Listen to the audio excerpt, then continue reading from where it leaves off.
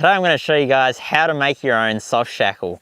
Now, why would you want to make yourself one of these? I don't really know. Maybe it's just a fun project that you want to do or whatever. But anyway, this is what we're going to make today.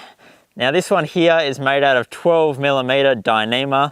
And I actually got this tested and it lasted up to 26 ton, which was pretty impressive. So let's get straight into it. So to make a soft shackle out of 12mm Dyneema, you're gonna need 2.5 meters of 12mm Dyneema. A marker or a paint pen of some kind, a measuring tape, a little bit of twine, and also a couple of big knitting needles and a sharp knife, and some electrical tape as well. When you're going to cut your 2.5 meters of Dyneema, just get some tape and wrap it around the 2.5 meter mark and then cut it on a 45-degree angle. The tape just helps to hold it all together and just keeps it a lot nicer while you're trying to make the soft shackle. So the first thing that we need to do is actually create this loop. So the loop actually goes over the knot. So to do that, just get your Dyneema, get the two ends together and just find where the center is. Now you want this loop to be roughly about 3 pieces of a Dyneema wide. So that's probably roughly about right. I can thankfully compare it to my other one, but we'll go somewhere about there. Okay, so now what I'm gonna do here is just spread the Dyneema apart, push it together, and just feed my knitting needle through the Dyneema. And what you want to do now is make sure that you have 6 strands over each side of the Dyneema. 5, 6, 7, I've got too many. So just pull one strand back over. So 1, 2, 3, 4, 5, 6. Check the other side. 1, 2, 3, 4, 5, 6. Yep, that's right there. So now all we need to do is get the longer end of the Dyneema and put it into the knitting needle. I've just cut the ends off the knitting needle. That allows the Dyneema just to slide in there like that, and then just pull it through. So once again, just line up the ends of the Dyneema and just see how big your loop's gonna end up being. So if you ask me, I've made that a little bit too small. So I'm gonna do that again. So I'm just gonna pull it back out. I'm gonna skip a couple of strands and just go back through all over again. Once again, just count, make sure I've got 6. 1, 2, 3, 4, 5, 6. I think I've got, yeah, 1 too many again. Okay, so 1, 2, 3, 4, 5, 6. 1, 2, 3, 4, 5, 6. Okay, awesome. So now I'm gonna get the long end all over again and just pull it through. So hopefully the loop's gonna be a better size this time. So once again, just get your ends together. Yep, I'm pretty happy with that loop size, that's good. So I've got the Dyneema so the ends are together, just like that. And now we just need to measure 60 centimeters from the loop. And just make a mark at the 60 centimeter. So now I've just got some twine and I'm just gonna tie a little knot here just to hold both of the strands together. It just makes it stacks easier to work with. This will be coming off later, so don't really worry about making it too fancy or anything. Okay, so we've got our 60 centimeter mark and we've tied a little bit of twine around there just to hold it together. Now we've got to tie the knot. Okay, so we've got our loop, we've got our twine. Now what we need to do is just grab one of the pieces of rope and just loop it around the other piece and just hold it like this. Now grab your other end, feed it through here, and then feed it through the other loop there and just pull it tight. So you should end up with something that looks just like that. So I'll just show you guys that again. Grab one piece of rope, loop it around the other piece, hold it there like that, put it through here, and then feed it through here, and then pull it tight. Now what you should end up is with something that looks relatively symmetrical, just like that. Okay, so the next step is to get one of the ends, bring it around, and then put it through next to the other end, and just pull it through like that. And then do the exact same thing with this end here. Loop it around, and then put it through where the other end was going through. So this is that end there. So you just want to come out this little hole here. So I'll just show you guys that again. So this is where one end is, and that's where the other end is. So you want to put this end through here, and this end through where that other end was. Just like that. Okay, so now what you need to do is make a hole down the center in between these two here, and then you just want to feed these ends down through that hole so that it ends up next to the tails, or next to the two pieces that go down to the loop. Same with the other one, just open it up and you just want it to go down and then end up on the other side of the two pieces that go down to the loop, just like that. So hopefully that all made sense. It's not really as complicated as it looks, but it's fairly easy once you get the hang of it. Okay, so now we just need to start tightening it up virtually. So what I like to do now is just grab a marker and from the loop, find one of the strands and figure out where it comes out. So let's go with this one here. And I just like to put a bit of a mark on this strand here. It just helps me to remember which one I started from. Why does this marker never work when I need it to? Okay, now just get your knitting needles, and I've got this splicing tool which I find to be pretty useful, but you don't really need it. And what you want to do is get your twine and have it so that it's right up inside the knot in here. So it's just in there, just on the edge. Okay, and now you just want to virtually just start dressing the knot. So you just need to follow each strand around. So we're starting on this end here, the one that we've marked. So we follow that through there, and we're just going to start tightening that particular piece of rope. So just follow it through the knot and just start pulling it tight. And then just pull the end. Hang on, the other end. Okay, so now that we've done that one, let's find where that other end is. So that's this one here. And we're just going to do the same thing. Just follow this piece of rope through and just start tightening it up. Just keep following it around and then pull it through. Because the thing is, you always want these two ends of the rope to end up even, so try not to do too much at a time, just go a little bit and just gradually tighten it all.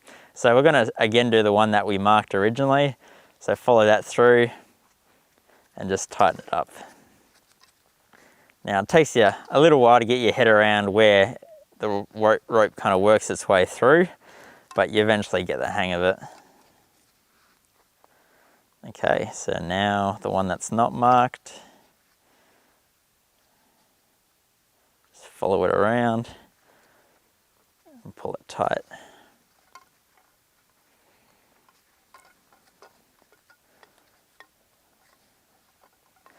Okay, so you want to keep working so the ends roughly end up the same length. Okay, so now this is where I find it's good having the splicing tool, but you can use the needles as well. Virtually just get under the piece of rope that you need to tighten and just pull it tight.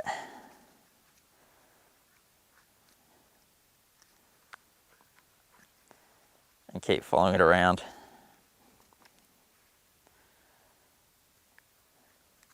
So I just put it underneath the piece of rope and just use it to tighten it.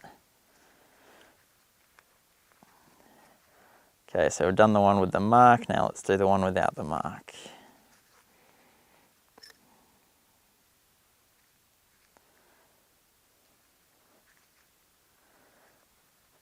So it's quite interesting, when I actually tested these, I made one where I actually tensioned the knot after I made it, and the other one I didn't tension it after I made it.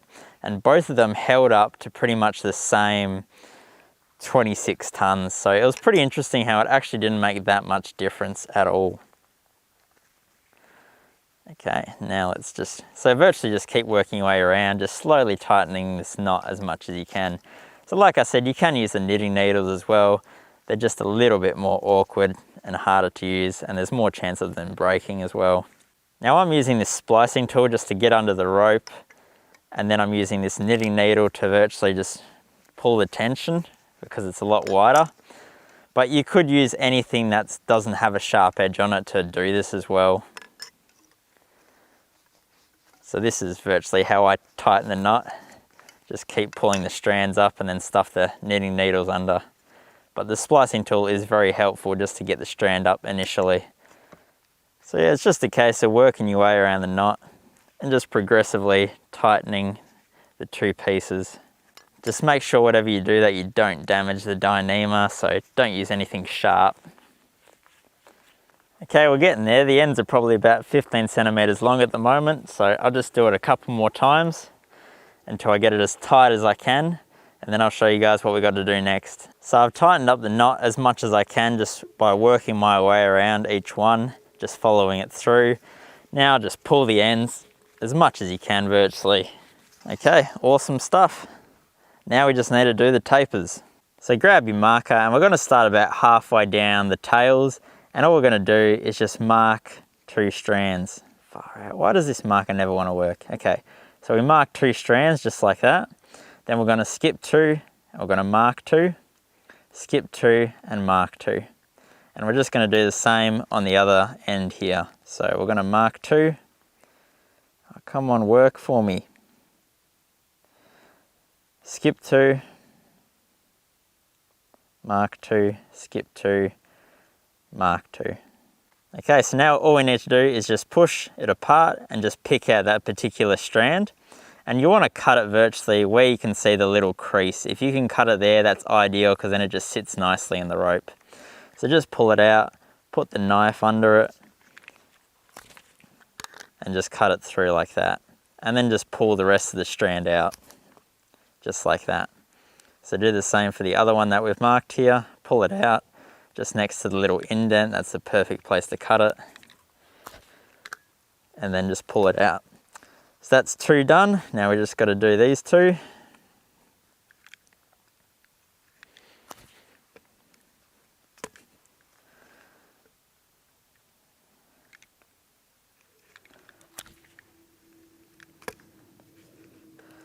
Okay, so just these last 2 to go.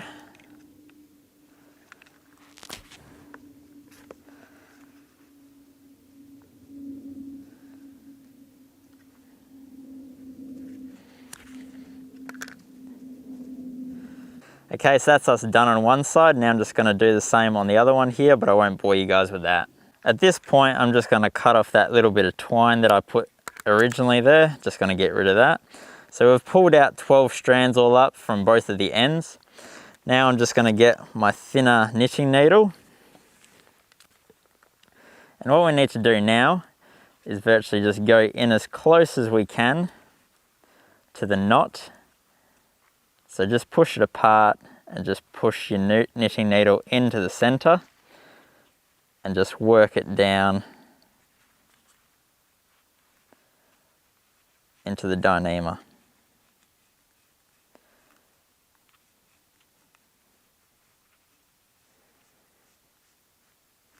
And then you want to come out probably just over halfway down. And then just come out in between 2 strands just like that. And then I'm just going to push my bigger knitting needle through.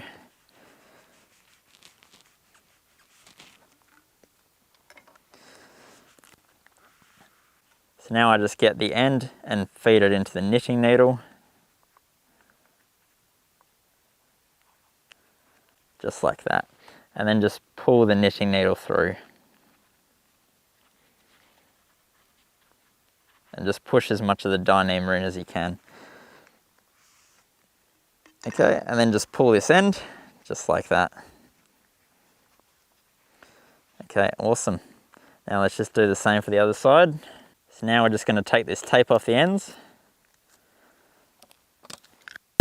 We're just going to spread it apart, and we're just going to cut it on a 45-degree angle just so it tapers out nicely.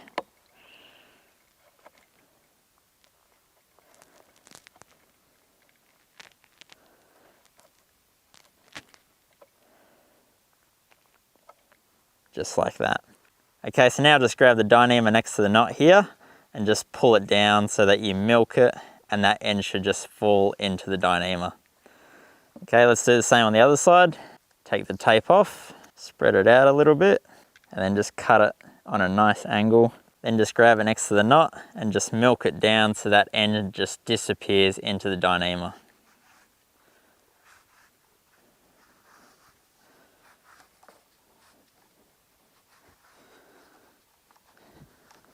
And just like that, we've made our own soft shackle. So now all you need to do is open up the loop, put it around the knot, tighten it back up, and then you're all good to go. And I'm pretty happy with the loop size and how this one came out. Seems to be pretty good. Now, what is this actually rated to? Well, the Dyneema is 12mm Dyneema rated to 17 tons. And normally they seem to break about 1.5 times whatever the soft shackle material is rated to. So when I was testing these, they were breaking at about 26 ton, which is pretty insane. Now, obviously I would never recommend that you make your own soft shackle for forward driving recoveries. That would be very irresponsible and dangerous, so I'd never recommend you do that. But hey, you might want to just make one for the fun of it as a bit of a project for yourself. Anyway guys, thanks for watching. I hope you guys learned something, and we'll catch you guys in a different video. See you later. Seek adventure!